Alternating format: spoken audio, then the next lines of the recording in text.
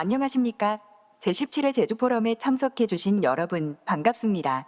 지금부터 가치 기반 기술 블록화 시대의 생존 전략, 공존을 위한 과학기술 외교의 방향 세션을 시작하겠습니다. 본 행사는 동시 통역이 제공되며 통역을 원하시는 분들께서는 자리에 놓여 있는 수신기를 착용하시기 바랍니다. 한국어 채널은 5번, 영어는 6번입니다.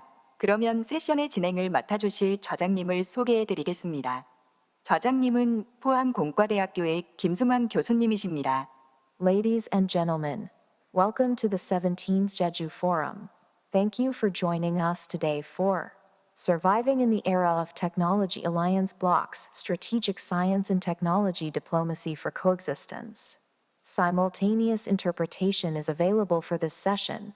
For service in Korean, set your device on channel 5. For English, select channel 6. Now, I would like to hand over the stage to Professor Kim Song-won, the professor of Pohang University of Science and Technology, who will moderate this session. Everyone, please welcome Professor Park. 안녕하십니까. Good afternoon. My name is Kim Seung-hwan. I'm from Pohang University of Science and Technology. It's my first time to collaborate with AI moderator. We ask for your understanding. Recently, there's now an emerging technology around US. And the level of the science and technology in Korea requires any collaboration among other countries. However, sometimes we need to think of these emerging and less developed countries who are still fast following such technologies. Against this backdrop, we have a session by Ministry of Foreign Affairs, and in the area of science and technology, how we can continue our collaboration in science and technology in a sustainable manner. And I would like to share some cooperative models with the great prominent speakers and panelists. I would like to introduce presenters. Deputy Minister Yoon Sung-duk is from Ministry of Foreign Affairs, and he has been having various roles in the ministry, and he used to be the ambassador and a consulate in the Geneva and Lebanon and Guangzhou General Council. Also, after being an ambassador of Morocco to Morocco, and he was the advisor for the prime minister just before he became a deputy minister. I would like to invite him for his welcoming remarks. Please, Deputy Minister.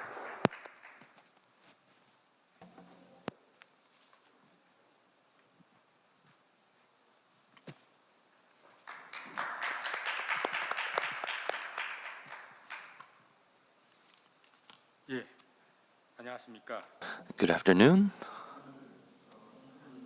Welcome to 2022 Jeju Forum's second Science and Technology Diplomacy session. Welcome Professor Kenneth Owie, Professor Kim Seung-hwan, and all the panelists who joined us out of your busy schedule. Welcome, distinguished guests. So I would like to thank again Professor Kenneth Owie for taking the time to attend today's special keynote and panel discussion. I have served in the diplomatic front for more than 30 years, and the confrontation between camps over science and technology has never been as sharp as today. In particular, the field of science and technology, the phenomenon of technological blockade is accelerating beyond economic benefits, and efforts to respond to this are more urgent than ever before. So we have to understand the coexistence of cooperation and competition in science and technology diplomacy and take full advantage of it. So we are doing our best to keep pace with this. The Ministry of Foreign Affairs is building a multi-layered cooperative network with major technology advanced countries and actively promoting diplomacy. At the Korea-US summit in May, the two countries have agreed on AI, quantum technology, space, biotechnology, and more key emerging technologies for deepening cooperations. To diversify cooperation partners in the field of emerging technologies, we are also preparing to be an associate member in Horizon Europe, a research program in Europe. So we are planning to do active cooperation to have core competency for technology, and based on that, we will also do diplomacy for core competency of Korea. So in order for us to leap forward as a global pivotal country that contributes to freedom, peace, and prosperity, we have to have science and technology diplomacy that embraces developing countries. Science and technology innovation is an important means of implementing the US SDGs, and developing countries are future technology partners. Korea's leading scientific and technological achievements are becoming a model case for developing countries. Through science and technology diplomacy with developing countries, we will contribute to their capacity building, and we aim to achieve cooperative international relations and human prosperity. Distinguished guests, science and technology and diplomacy are no longer separable. For us to become a leading science and technology country, we need strategic science and technology diplomacy. The Ministry of Foreign Affairs, in the field of science and technology, will keep contributing so that we can act as a rule maker rather than a rule taker. I really hope that today's session can make us better understand science and technology diplomacy and to find the direction of truly effective science and technology diplomacy and act as a touchstone. Thank you very much for listening. 네, 감사합니다. Thank you, Deputy Minister. Now I would like to invite Honorable Professor Kenneth Oe. Despite his busy schedule, he has visited us all the way to Korea. I would like to introduce him. Data system and sociology is his area, and POET is his organization as he served as the director. Cooperation and Anarchy is his publication, and in 1930 is his major economic discrimination and political discrimination is his research, and he has provided the various advice to the U.S. government.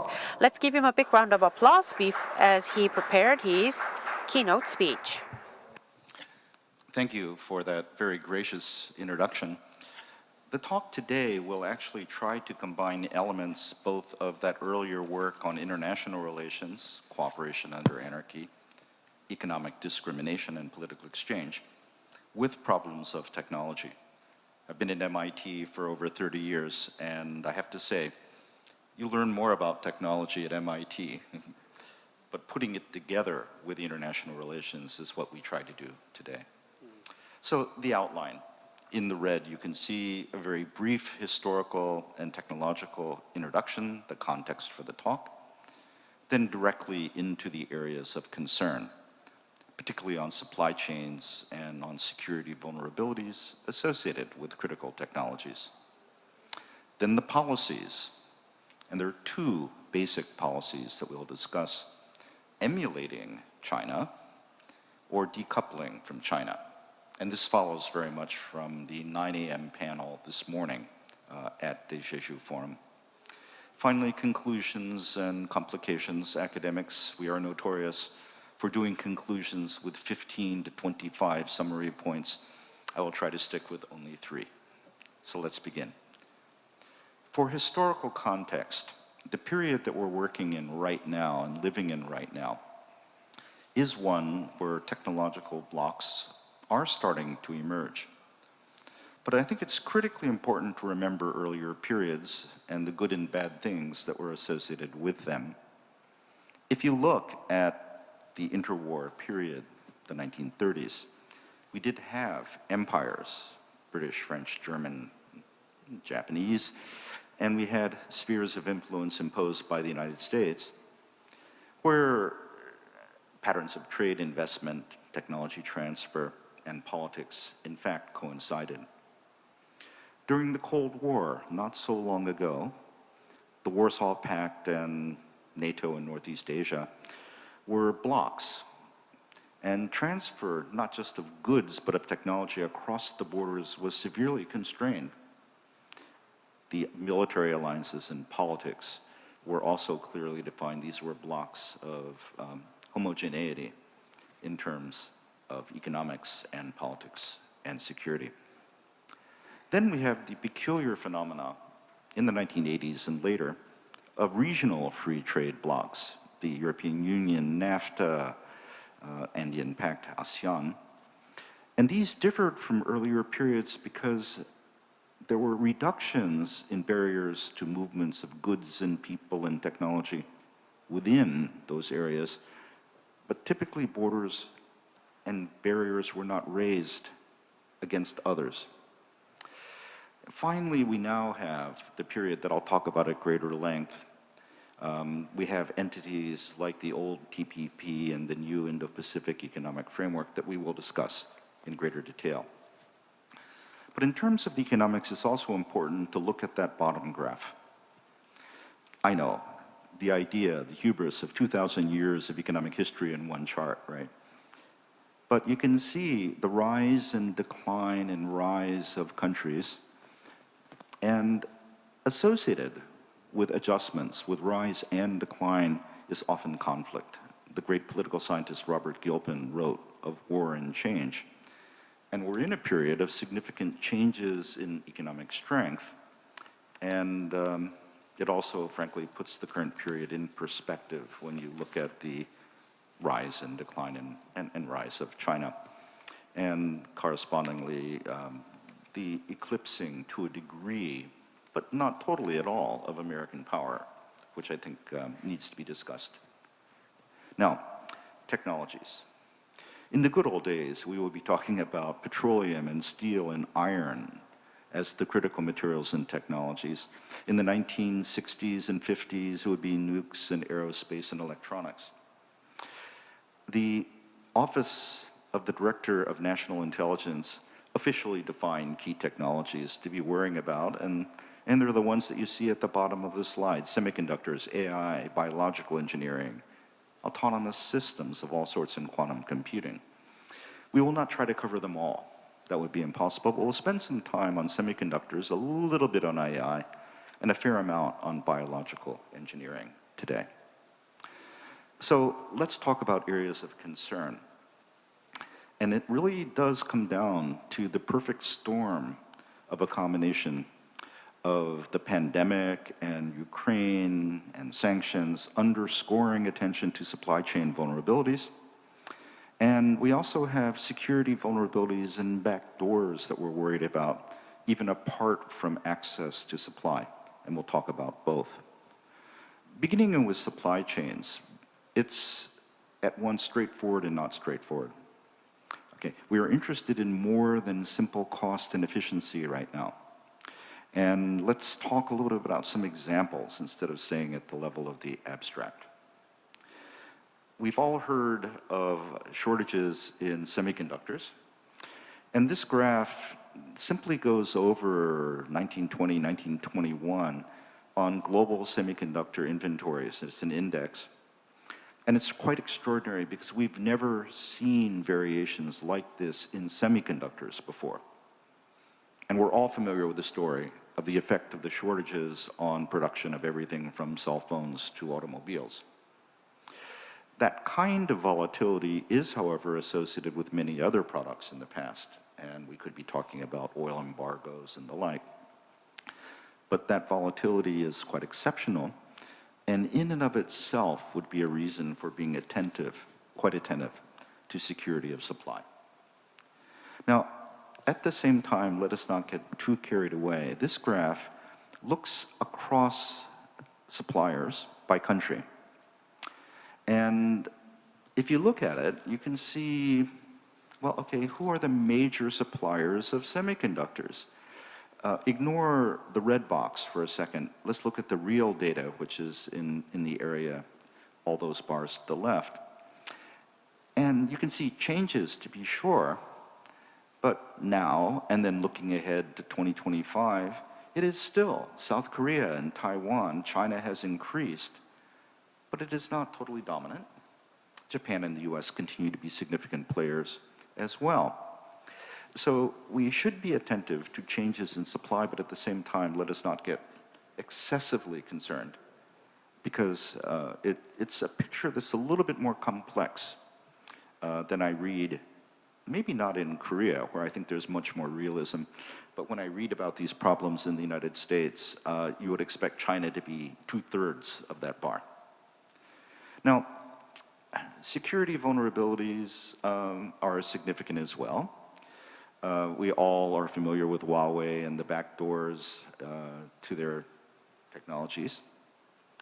And fears of that are significant. Every intelligence agency in the world, in fact, understands how backdoors and systems create vulnerabilities. And every intelligence agency in the world tries to exploit those vulnerabilities. But at the same time, we have an unusual amount of data theft, of hacking going on right now.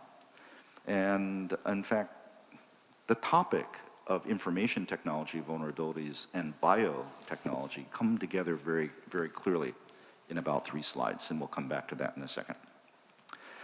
On bio, okay, there is a revolution taking place in biotechnology in many, many different areas. Medicine is the most obvious, but changes in agriculture and materials production and certainly on environment are all taking place as well. In terms of the significance of the bioeconomy broken out across countries, this simple bar graph gives a sense. And at this point, the US and the European Union are the most significant, but China is significant and rising, Japan, and Korea is starting to move significantly into this area. I note that one of my co-panelists, his family is paying attention to this issue because his wife is an executive in a really interesting Korean biotech company. But why is this area changing so rapidly? And I'm putting up this slightly complicated graph because it's also significant in terms of policy. We have a revolution in life sciences and bioengineering taking place because of the convergence of a bunch of trends, each of which is the object of policy as well as engineering. We have something called Carlson's curves. Everyone has heard of Moore's law in computing. Well, Carlson's curves refer to exponential improvements in DNA sequencing and DNA synthesis. And you can see that in the graph to the left on the bottom.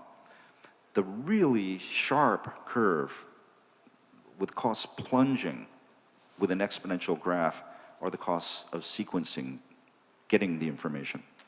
And the slightly flatter curves, which are really quite striking in their own right, are the costs of synthesizing DNA. And those are remarkable changes that are part of the puzzle. But the changes in information technology that we're all familiar with in computing have had the effect of greatly increasing what we can do with the data.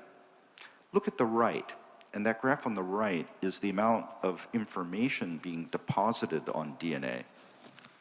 That's exponential, and rarely do you see a vertical line on an exponential graph. And that information is being analyzed with much greater authority and power by combining genomic data with healthcare records and other sources of information, some of which is being stolen to be combined with the genomic data. Now, I mentioned synthesis before, and that's extraordinarily rapid, but equally significant are changes in gene editing tools. Everyone in this room has heard of CRISPR, and it greatly enhances people's ability to be editing and revising DNA, and it's a big improvement over the earlier versions, but you put together the ability to edit, to analyze and design the data being produced, and the ability to synthesize the DNA. And that's why there's a revolution in this area. It's all things coming together. Now, on policies, what we have, and here I want to give credit to China, systematic efforts to be providing support for each component there. You take BGI, and it's an amazing facility and collection of centers based in Shenzhen. heavily subsidized by the Chinese government, and they do sequencing on a scale and at cost that is the world standard right now. And I say that with my office 2 blocks from the Broad Institute at MIT, and those are the 2 places. But BGI did not happen by accident. It's part of techno-industrial policy. Training, you have systematic efforts to train. You have the government providing support for students and iGEM teams in China. You have 1,000 talents having the best experts in the world returning. And it's not an accident. It's systematic policy. And it is not necessarily wrong, but it sets a high standard for others. The results are evident in terms of things like patent performance. Again, it's not like the US is doing terribly, but again, the improvement in Chinese position on everything from AI to machine learning to biotech is striking. Now, if we turn to conflicts that are building, the conflicts are on semiconductors and information technology and on biotechnology. But we also have to note that cooperation is also critical to address many of the problems. Consistent with the Jeju Forum's themes, what are these areas of cooperation?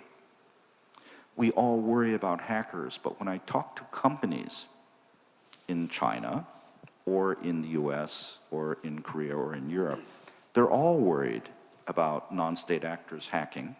They're all worried about state actors as well. But cooperation among governments to try to limit the dangers posed by the hackers is a potential area of significant cooperation. On pandemics, obviously, pooling and sharing information is critical. But we also have, again, significant cooperation taking place on climate change. But the problem, we want to make sure, in a sense, that the diplomatic breakdowns do not shatter those areas of necessary progress. The complicated diagram on the right will take 30 seconds. And it's really on the need for global cooperation in screening orders for DNA synthesis. You can then, at this point, you can synthesize pathogens, and even worse, you can synthesize novel pathogens that have been modified to be more dangerous. And the question is, how do you make sure that orders to do bad things are not filled? Because there's an information hazards problem. The hazards problem is that if you tell the world we want to be aware of this novel pathogen that has been created that spreads with great virulence and is untreatable, having information on that sequence out there creates the possibility that it will be created. And that diagram on the right is the creation of a friend and a colleague at MIT, Kevin Esfeld, who has been working with synthesis firms in the US, in Europe, and in China to try to screen orders, but breaking up the information on sequences of concern using the best cryptography in the world. It's a private initiative and not a governmental initiative because relations across the governments are so bad they can't cooperate well. And what's happened? And what's happened is that there's private cooperation taking place with the knowledge of all of the governments, even though they cannot do it. Policies. Well, okay, now this is what gets all the attention in the press, so I can go a little bit quicker on this. We all have heard about chips in science, and in effect, what's going on is that the US is emulating China. We're putting the resources in on creating chip foundries, we're creating capacities, doing investment credits, doing exactly the kind of things that China is doing now, or that Korea was doing during its great period of industrial policy earlier. The Inflation Reduction Act has been getting significant attention here, and the provisions on climate change-related technologies are significant, as has this matter of selective non-extension of tax credits to electric vehicles produced abroad. Of interesting significance this week, and you notice the dates for these policies, right? This week, the US announced a biotech initiative, an executive order, that puts significant resources into the development of biotechnology, doing exactly the kinds of things that China was doing. And that was this week, and it's very much framed in terms of competition with China. Now, very briefly on the matter of EVs and denial of the credits. We have a bilateral free trade agreement between Korea and the United States, and part of that free trade agreement is really a statement on national treatment that says, thou shalt not discriminate. And it says, thou shalt not, don't discriminate against products of the other guy, reference to the GATT and its Article 3. And you have to go all the way back to 1996 for great cases on this. And I'm not going to go through the details now. We can talk about it later if we want to. But I think that there's a very, very strong case under the Bilateral Free Trade Act itself and the cases referenced earlier that the American action would not withstand scrutiny. Okay, very quickly, actually, on these points. Decoupling. So that's President Trump standing there tearing up the TPP, the Trans-Pacific Partnership, which was, let's call it clearly, an anti-Chinese agreement, excluding China. And on the bottom, you have President Biden and familiar faces more local, talking about the Indo-Pacific Economic Framework, which is also an agreement across a bunch of countries, excluding China. This big framework, the idea of setting up cooperation among countries, excluding one power, is clearly intended to limit Chinese power and influence and reduce dependency. At the decoupling level, unilateral and bilateral, and these are the things that I see in every Korean newspaper right now, every American action on chips has a little bit of an angle that leaves Korea unsettled. And we talked earlier about the EV thing, but if you're talking about American efforts to reduce dependency on Chinese chip makers, it often takes the form of limiting access to, of Korean firms in China to relevant American technologies. And the Chip 4 Alliance itself is something which gets almost no attention in the United States, gets huge attention here, and it's framed in a somewhat hubristically way. US does high-end, and Korea, Taiwan make the stuff. But the idea of collaborating and coordinating makes sense. Finally, on conclusions, 3. So if the US is going to be pressing Korea to tilt towards the US, if we really are going to be doing that, we have to have a good alternative. And those technology policy measures that I mentioned earlier, the efforts, if you will, to strengthen US capacity in semiconductors and in biotechnology, are an effort to up the US game, to create a viable alternative. The second point is more subtle. The second point is that if one chooses to use supply chain vulnerabilities as a source of leverage, you can do so, but it typically means that everyone adjusts to that in ways so you no longer have that leverage in the future. And so if the PRC were to deny the US or Korea access to chips or medicines, yes, they might be able to push, and they do at times, but you can only do that a limited amount because the reaction is always to reduce that kind of vulnerability. And the same is true actually if the US were to try to block PRC access to high-end chips. The Chinese will accelerate their capacity for doing it on their own. The last point is the Jeju Forum point. Yes, there is conflict, and yes, it is being played out, and we can talk more about it. But it's critically important that conflict not preclude action on areas of mutual interest. And the areas of mutual interest are significant. I mentioned cooperation on cybersecurity, but it goes beyond that to limiting biosecurity threats, sharing data on pandemics, and developing therapeutics jointly. And certainly potentially an interest in jointly seeking to moderate threats from DPRK. So my recommendation here is that the US and Korea and China should neither make nor accede to extortionate threats, to threats to take actions that provide no benefit and gouge the other guy. You don't want that to be the norm. It's destructive, and you want to penalize that activity.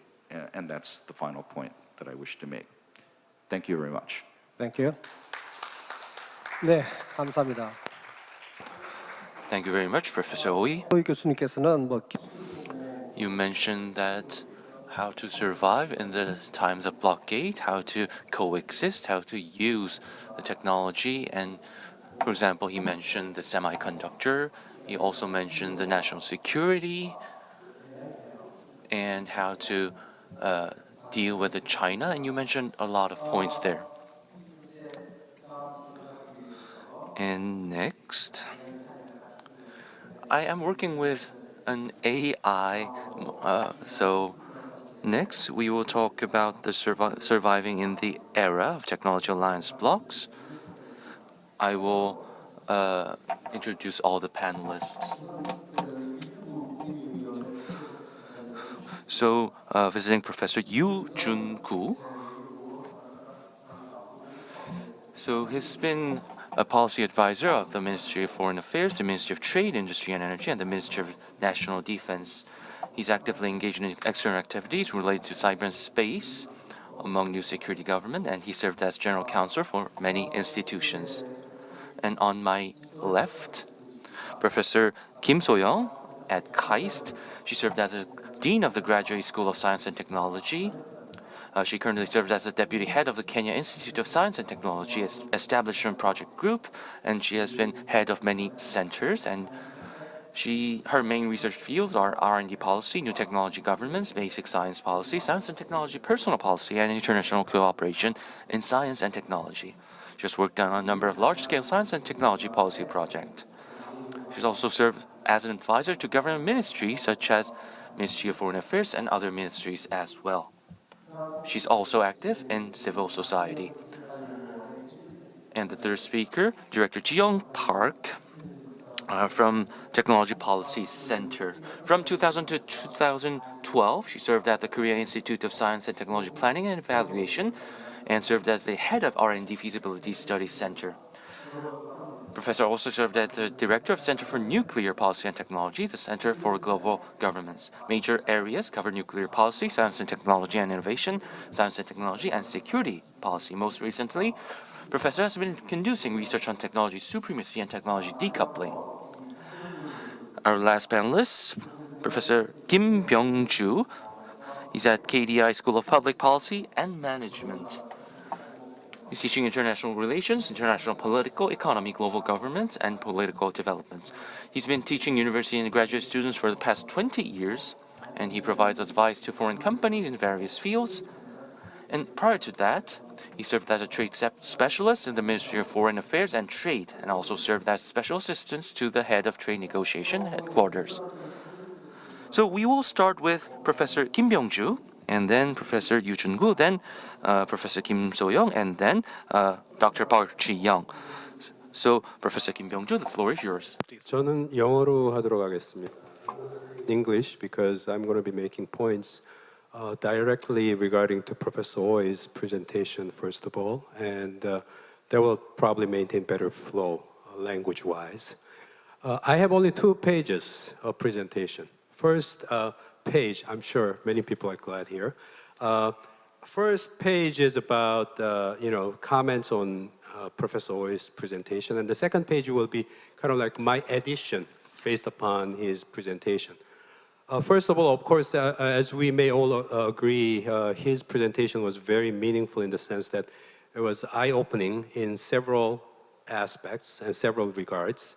Particularly on my part, his discussion on biotechnology was something. I mean, we talk about it all the time, but in terms of how it should be explained and understood and everything was critically important for all of us. But my points about his presentation. There are more important points on the screen right there. He has reminded us about the critical, important nature of technology competition and raised the possibility that maybe all these efforts for decoupling may be impotent because of the nature of knowledge economy, which is different from perhaps the traditional manufacturing economy and the concepts of national defense and security and so on. So I think it's a very eye-opening reminder in a way. But at the same time, I'd like to argue though, as he has implied and also mentioned elsewhere before, the knowledge economy, of course, sure, the information is easy to copy and we can do a lot of things about it, but there are factors called people and process. So there could be ways to block people and process and make an impact through decoupling. That's the one point I think we should consider. Supply chain leverage, perhaps counterproductive, indeed, right, because we have so many multiple actors involved and we are dealing with complex webs of interests here as well. But then again, what I want to add to that is, when we consider these players and actors on the other side, do they operate the way we do? I have a big doubt about that.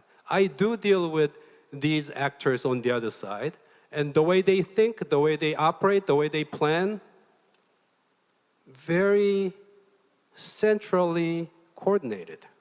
So therefore, the assumption that supply chain reshuffling itself and leveraging may be a wasting resource, I think we have to qualify it big time, because we are dealing with the counterpart that may have a fundamentally different nature. So that's what we are thinking. I have to manage my time. Foreign policy versus domestic politics. Yes, indeed. It's very, very important reminder. It's an eternal hierarchy. Domestic politics sits on the top. Foreign policy is totally subservient, if you, whatever, just not important. All right, and that's very, very important point and reminder for all of us. And in that sense, I think the responsibility of the leadership or government is articulating, enunciating what the national interest is, and then share it widely with the public. That's a critical job for Biden, President Yoon, everywhere. We need to share understanding about national interest. I'm in trouble managing my time, I guess. Okay. But I want to add these points on top of my observation on Professor Oi's points. That is, as we consider these important points, what we face is this question. And this question is very much in my mind. Are we really talking about the real alternatives between rising superpower on one hand and then reigning superpower? Are they really the same? Are they equal choice for Korea? Is Korea free to choose one rather than the other one or whatever? Let's think about it. And in doing so, what I face in Korea often is a great confusion and confused idea about these countries we are dealing with. Those people who say we have to stay with the rising superpower seem to have this view that this is a great economy that remain great and open to our interaction forever. Is it really the case? Do they not have population problems? Do they not have other kinds of factors that's coming in our way or not? We need to think hard. The presumptions, the notion, the way we understand this rising power is very much static, and I'm very much troubled by that. Because we gotta have a dynamic understanding of what this country is all about. And critical factor is, in addition to that, that rising superpower, their values, their norms, their culture. Korea's experience for the last 5-6 years, what happened to Korean businesses? With those numbers in your mind, are you still arguing that we have to stay with rising power? I'm not criticizing the rising power here, but I'm talking about the assumptions that we are having. So we gotta really have clear ideas about what we are talking about when we're making our arguments. Reigning superpower, reliable for how long? Yes, indeed. People are talking about its rebounding, and then other people are talking about withering away. which way would it go? We will find out something about it this coming November, very soon. And furthermore, in the upcoming presidential election. And so we have to have a clear idea about this is not Biden's country, this is not Trump's country, either way, forever.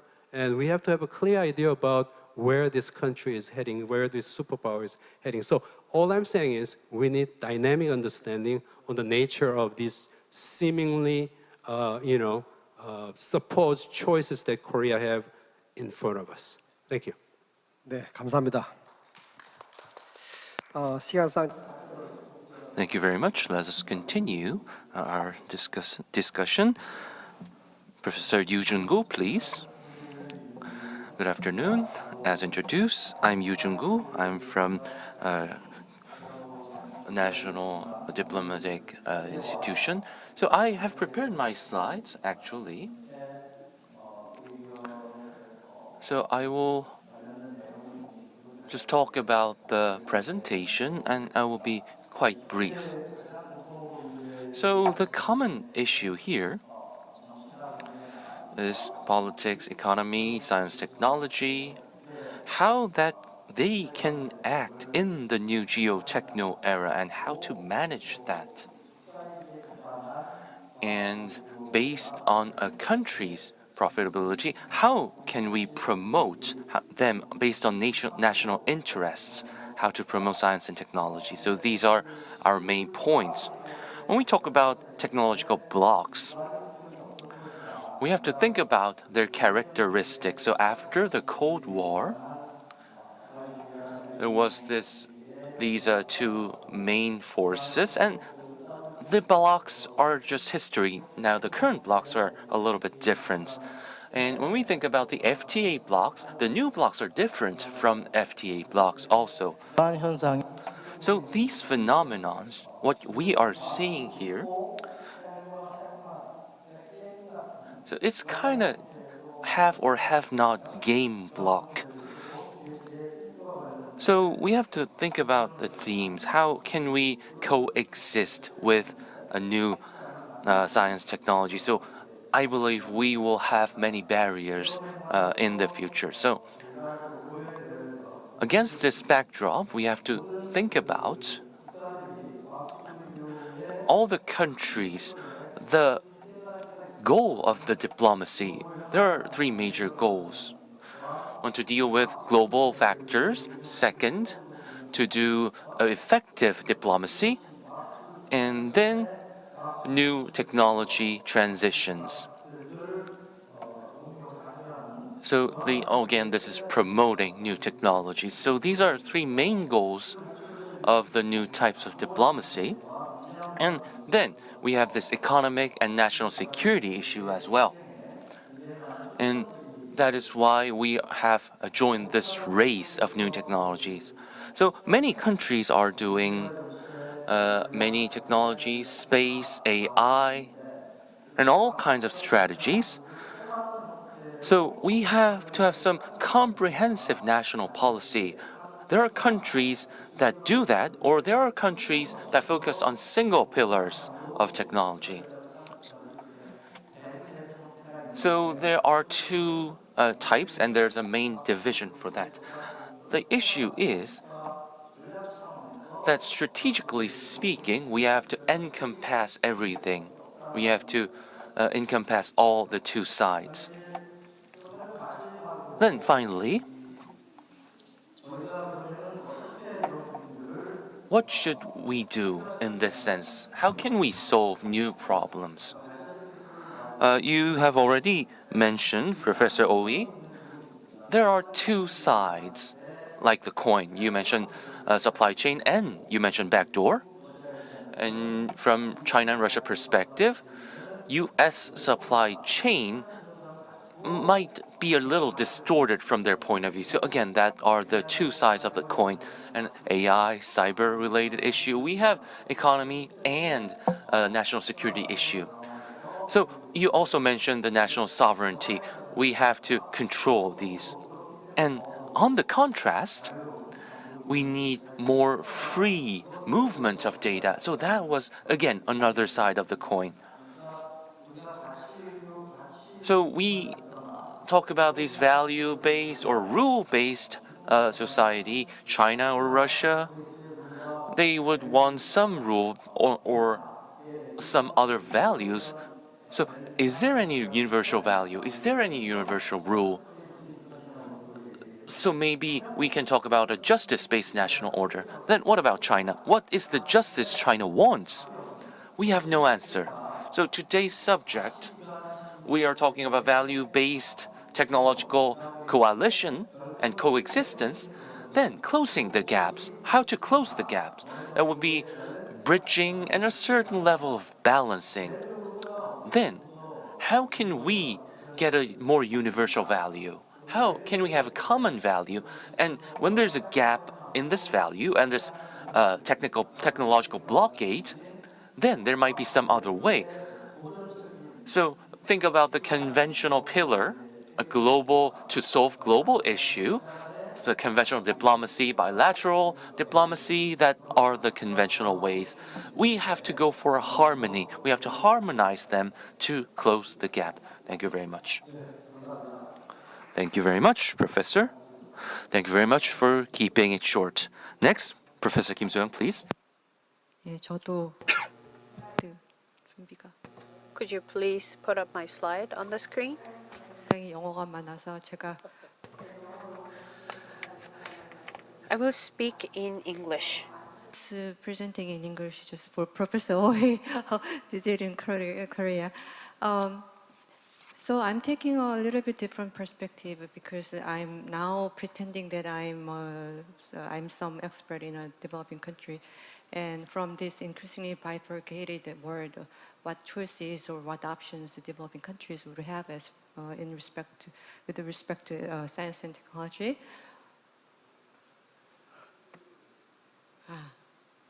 Yeah. So I guess we have run a full cycle since the end of the Second World War in some sense, just because we are now going back to sort of a binary choice, especially for developing countries. So we have all this talk about trade rather than aid. So in the 1950s and 60s, we had this huge non-alignment movement, but with the arrival of globalization, we had a big shift towards all kinds of collaborations, borderless world. But then now with this return of great power politics, we are seeing again the rise of some sort of binary choice, right? And in fact, I've been very much interested in this technology. As you know, we have all experienced this, especially in the first year of COVID-19. And then at the time, this was chosen as one of the 10 breakthroughs. But increasingly, technology is deployed with some values enshrined in the deployment. And we know that this contact tracing has been showing very distinct patterns of deployment in terms of how much data storage, how much data collection is being done in a relatively free and open manner. But then also there's a great divide in terms of value between China and US in terms of how much, I just forgot that English word, but how much infringement, privacy infringement can be accepted when data are tracked. So increasingly this data or digital protectionism is rising not only in the developed world, but also there are interesting cases of digital protectionism. And against that background, the question is how developing countries can meaningfully participate and take advantage of global value chains. But what this graph shows is it, in fact, not only technological capabilities and all kinds of talk about indigenous technology development, in fact, it's institutional factors that matter most in developing countries actually being able to take advantage of GBC or even regional value chains. So the question is how we can actually understand this increasing tech rivalry between these two powers, sort of superpowers for developing countries. But we have seen some interesting phenomenon these days because as I introduced, I'm involved in the Kenya project, and Kenya had a new president which is very vehemently against China's ODA, especially Belt and Road Initiative is increasingly criticized and viewed as dangerous especially by the leadership of many developing countries, which means no longer not every country is really viewed positively in the developing world. Especially now, they are taking very cautious positions. So, as far as this SNT is concerned, we have interesting observations from prominent policy scholars, science policy scholars. So I'd like to make 2 points. On one hand, it's not about only nuclear power or really fancy space technologies. Innovation can happen in just traditional sectors in agriculture and other ones. So the role of science is not necessarily just bring all fancy luxury or basic science, but at the same time, it's not only appropriate technology, low tech or simply hardware access. It's actually a matter of real technologies. So I just made that contrast. We have this example from MIT, one laptop per child, which is a very, very exemplary case of how we can provide hardware access. But this example from Kenya again, M-Pesa, actually the first fintech, actually they overtook us.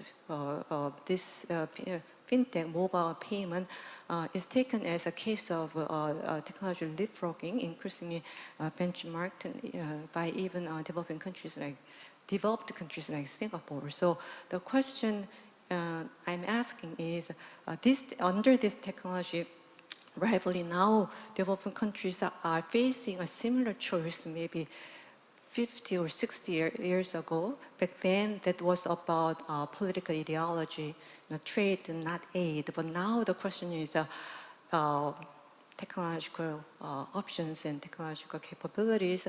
So in addition to trade, not aid, but also we are asking technologies, not aid. So we have to really take a very, very big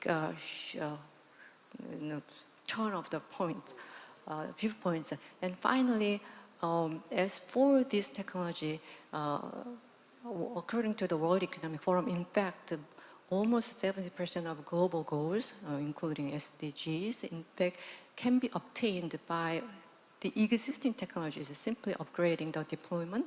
So that's something that helps the developing countries in terms of getting access, but also having these capabilities. But also, what's interesting is that the fourth industrial revolution moonshots, they identified all these interesting possibilities, like gene editing, because of regulatory issues, may have more opportunities in the developing world.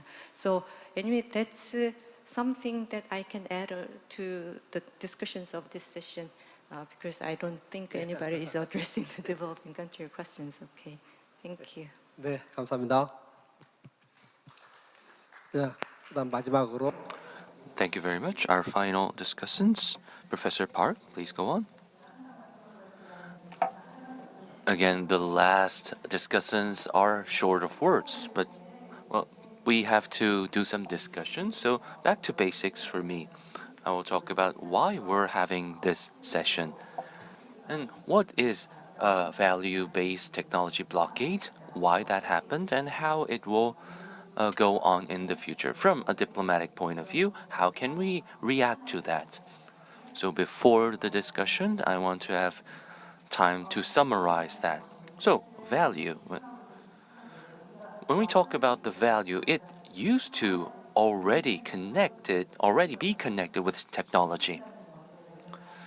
But recently, we're thinking how value is inside the technology or vice versa, and how the global network and supply chains are quite actors of that, and which will how that will be in the future. So basically, these will be my points. So talking about the value, I actually like this word.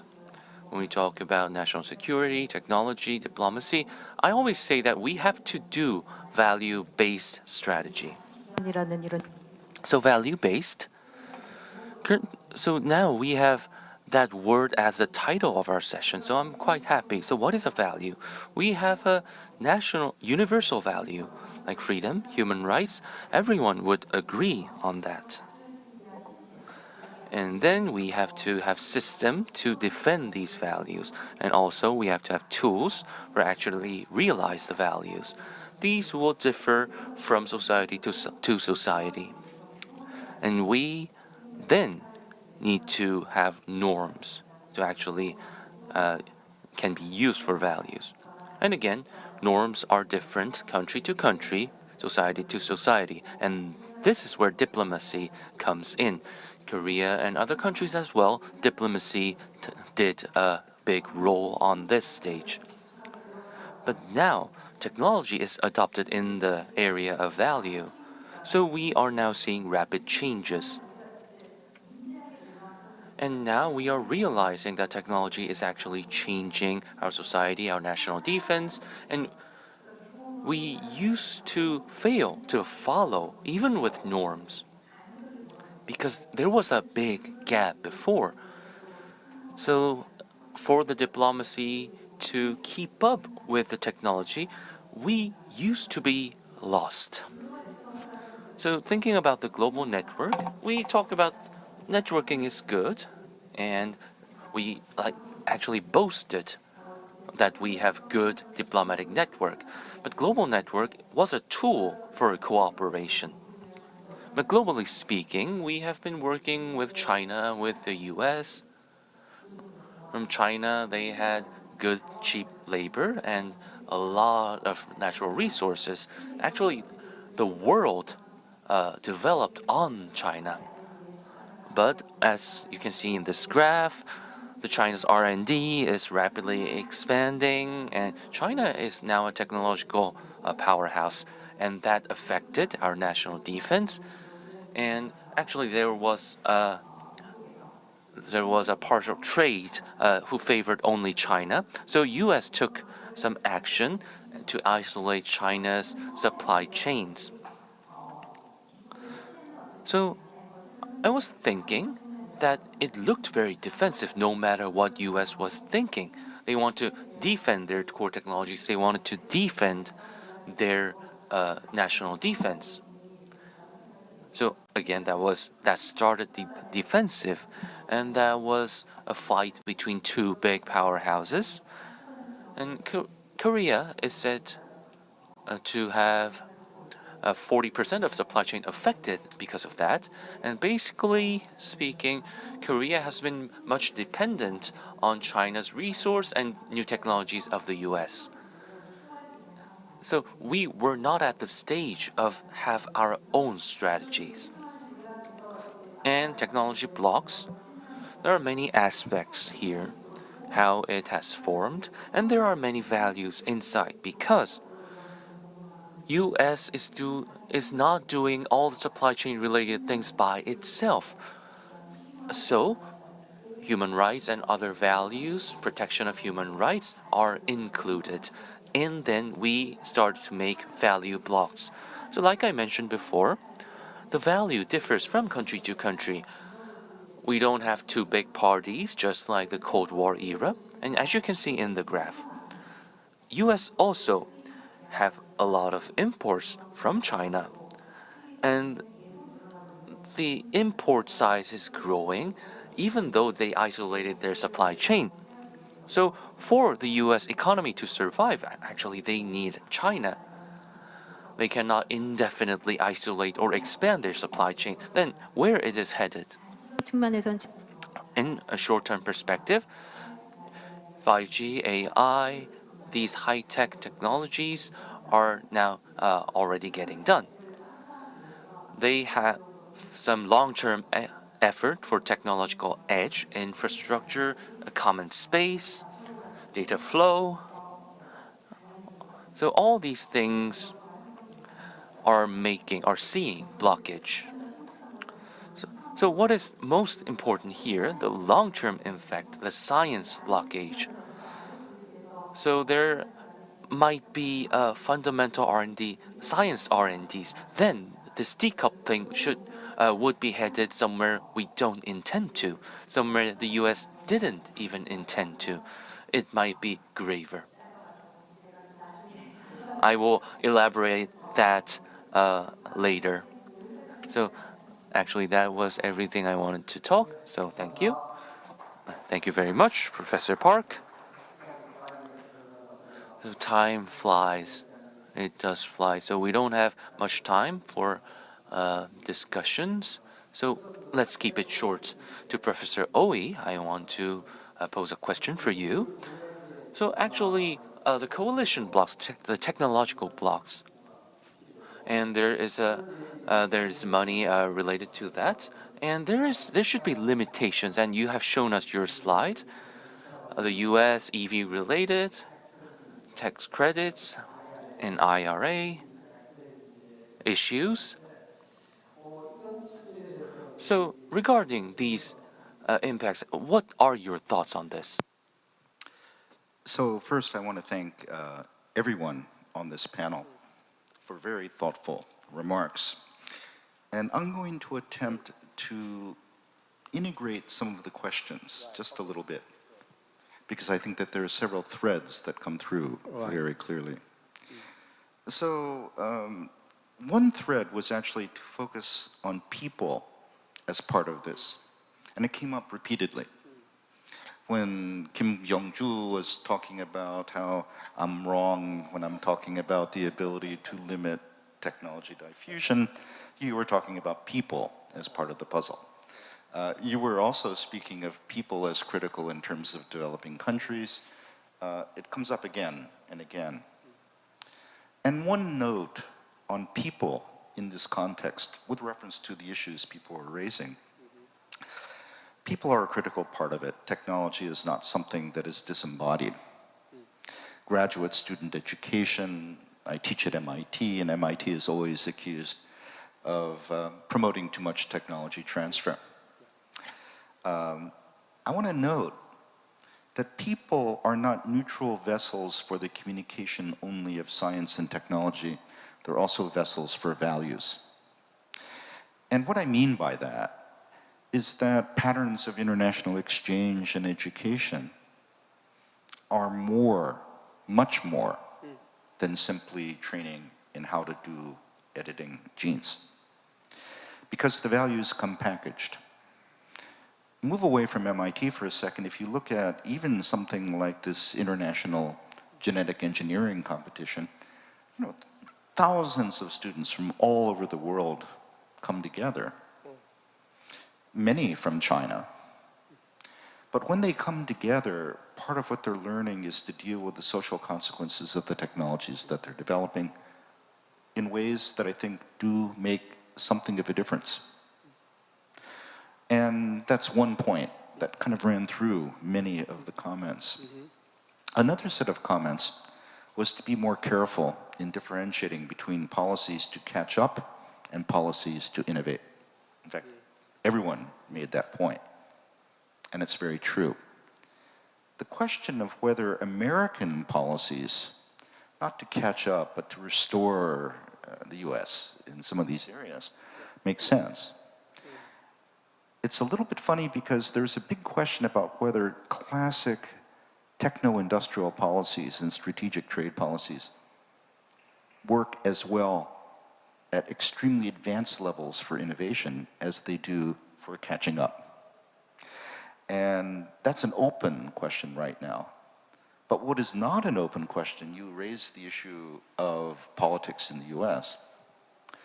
If you look at those two big components of American policy right now, the emulate China strategic industrial policy stuff and the decouple stuff.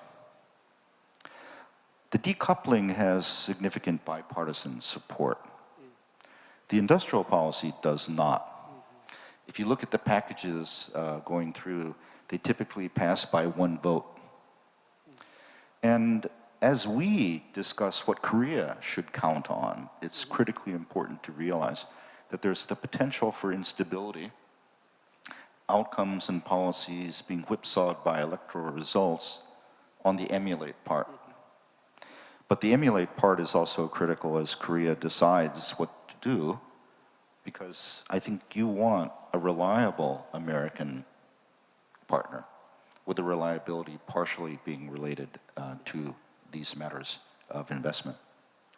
네, 감사합니다. Thank you.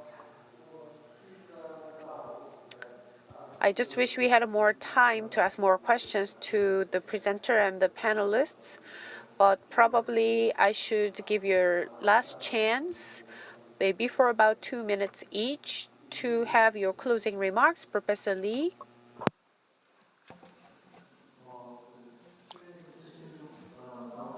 So I might think there's a Q&A session. So, okay, my final words.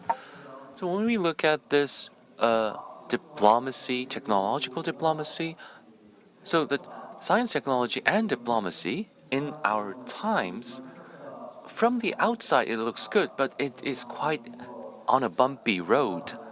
So if we are preparing for that, so internally in Korea or internationally, we have to do a capacity building internally and externally.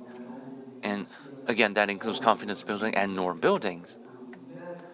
And in Korea, for competence building, you mentioned and we mentioned a lot of people. So it might be professional group or networking. We have to form that and we have to adapt. Because this technological coalition type of institutions, we have some separate ways. There are some separate ways of professionals. Some separate professionals have their professional side. So maybe that is something we have to do. Professor Kim? Just forgot to mention comment when I was presenting the slide. We have two big images of China over the past 10 years, like China as an imitator, providing cheap labor, versus China as an innovator. Now we know China is overtaking the US, European countries in not only technologies, but also even in other social indicators.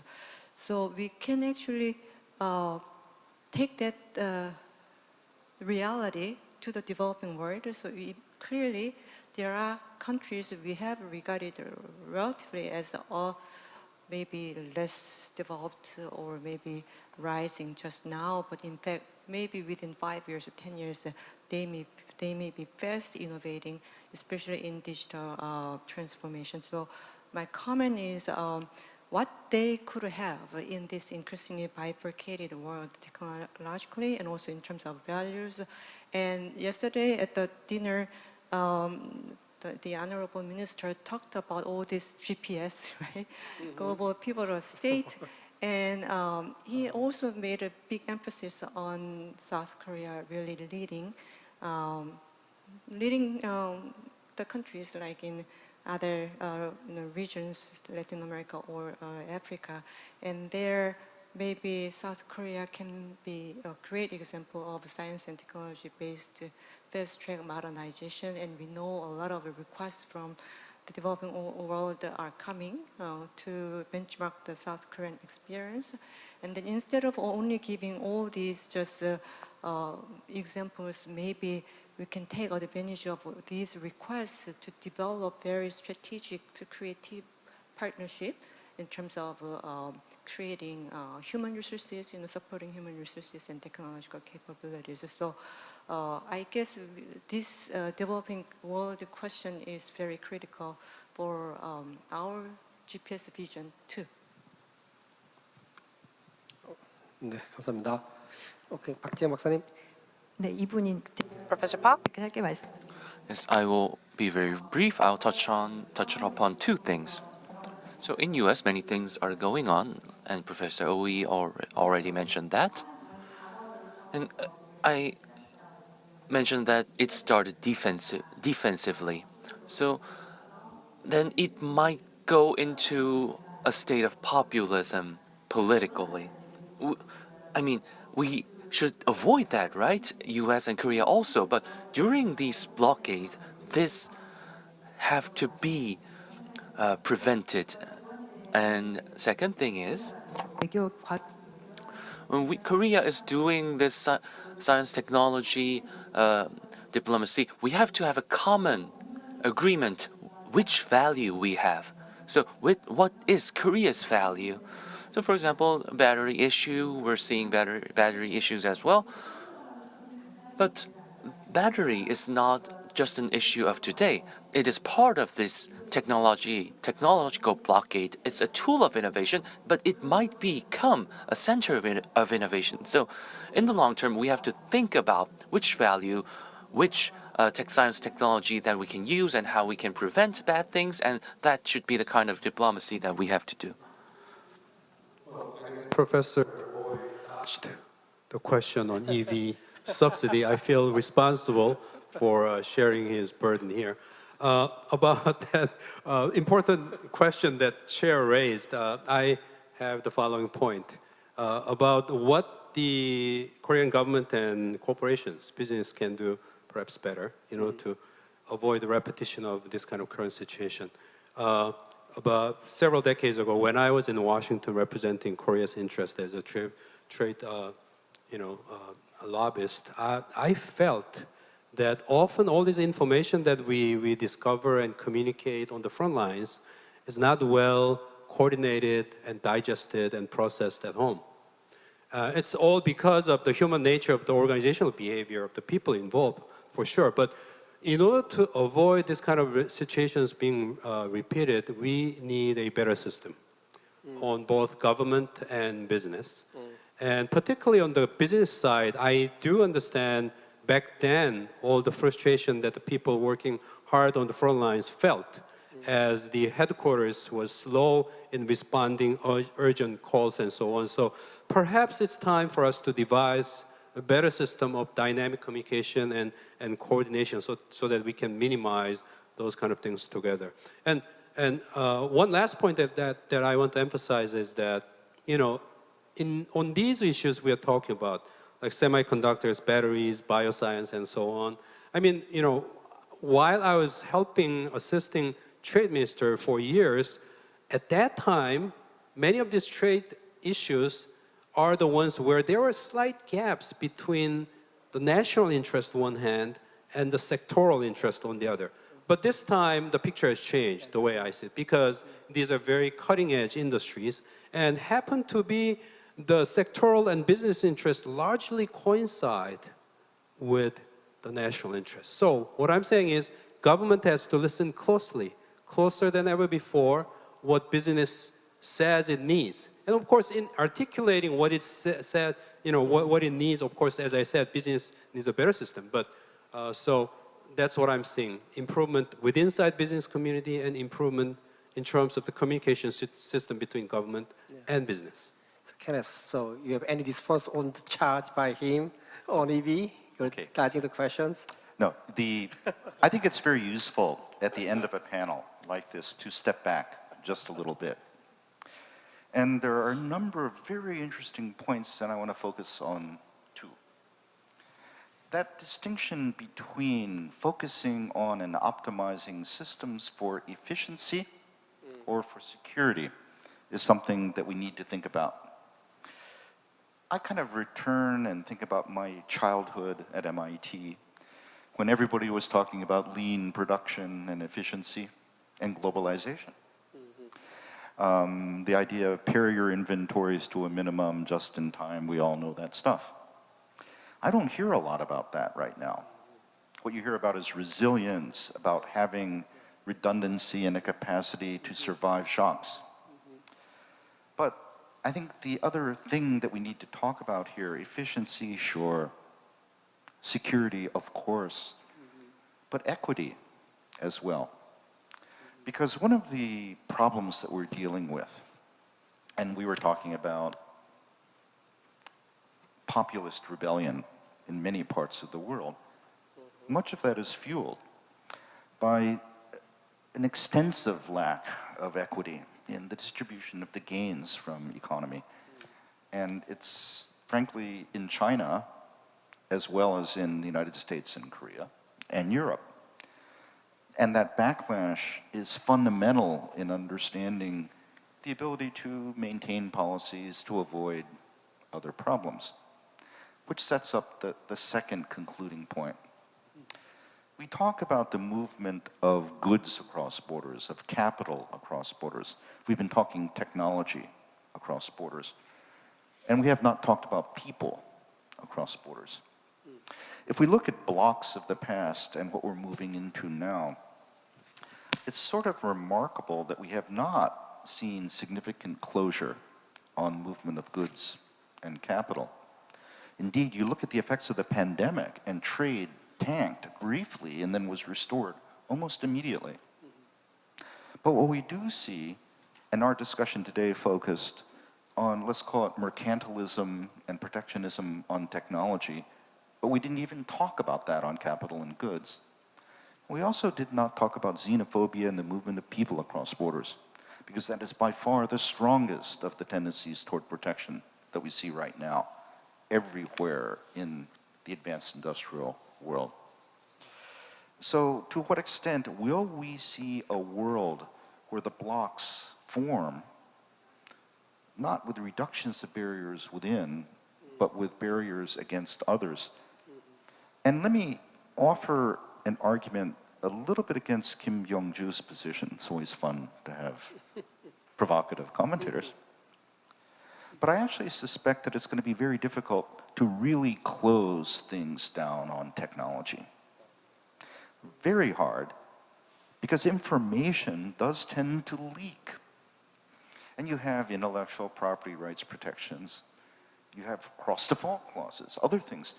But those are conventions that are actually relatively weak. And efforts to really restrict the movement of information across borders is, I think, something that's going to be very, very difficult to accomplish. And I want to kind of end on that note, along with a plea to resist xenophobia. 네, 감사합니다. 시간상 Because of our time limit, we have to end here. And once again, I would like to appreciate all the presenters and panelists. Thank you. Let's give them a big hand. We are going through unprecedented historical changes at the moment, and it's not an exception for Korea. And it was a great opportunity to invite Dr. Kenneth Ooi to talk about equity, resilience, and other pending and imminent issues. And we talked about human exchanges and some barriers. And thank you very much for your comments and the great presentation. And this eminent crisis affects every single global citizen, and that requires some multinational effort in a collaboration. And our awareness for collaboration and responding to global crisis should further develop, and we have to come up with more ways and more areas where we can collaborate, especially as a scientist and someone who deals with cutting-edge technologies. And hopefully, I hope to see more collaboration in the future among the colleagues. And that wraps up our session. Thank you very much for your participation today.